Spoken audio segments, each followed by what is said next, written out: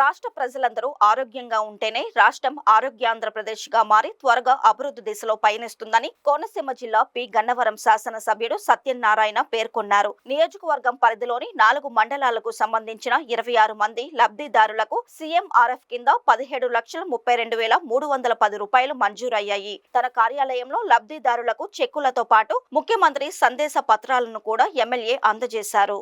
ఈ సందర్భంగా ఎమ్మెల్యే మాట్లాడుతూ వైద్యం విషయంలో పేద ప్రజలు ఎలాంటి ఇబ్బందులు పడకూడదనే ఉద్దేశంతో ముఖ్యమంత్రి సహాయ నిధి ద్వారా నిత్యం ఎంతో మంది పేదలకు వైద్యానికి నిధులు అందజేస్తున్నారని తెలిపారు. చెక్కులు అందుకున్న లబ్ధిదారులు ఎమ్మెల్యేకి ధన్యవాదాలు తెలిపారు.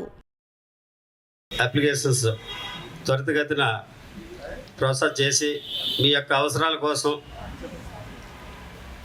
అది సీఎం రిలీఫ్ ఫండ్ నుంచి త్వరగా వచ్చేటట్లు చేయటం జరుగుతుంది. అయితే ఈ విషయంలో చాలామంది సరైనటువంటి పద్ధతిలో ఇవ్వకపోవటం వల్ల కొన్ని అప్లికేషన్స్ కూడా లేట్ అవుతుంది జరుగుతుంది.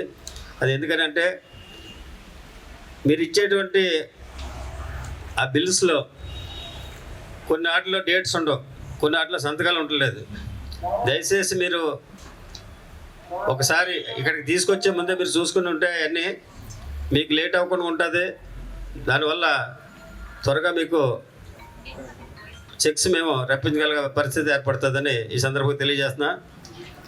ఇకపోతే మీ అందరికీ తెలుసు, ఇంకా ఎప్పుడు చెప్పేదే, మన కూటమి ప్రభుత్వం ఏర్పడిన తర్వాత ప్రజల యొక్క క్షేమం కోరి మన ముఖ్యమంత్రి వర్యులు అదేవిధంగా ఉప ముఖ్యమంత్రి వర్యులు తీసుకున్నటువంటి చొరవ వల్ల ఈ పేద ప్రజలకి ఈ యొక్క రిలీఫ్ అందుతుందని ఈ సందర్భంగా మీకు తెలియజేస్తున్నా.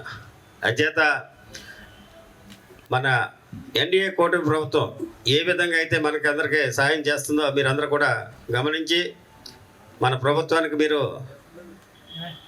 అండదండగా ఉండాలని ఈ సందర్భంగా తెలియజేస్తూ ఇప్పుడు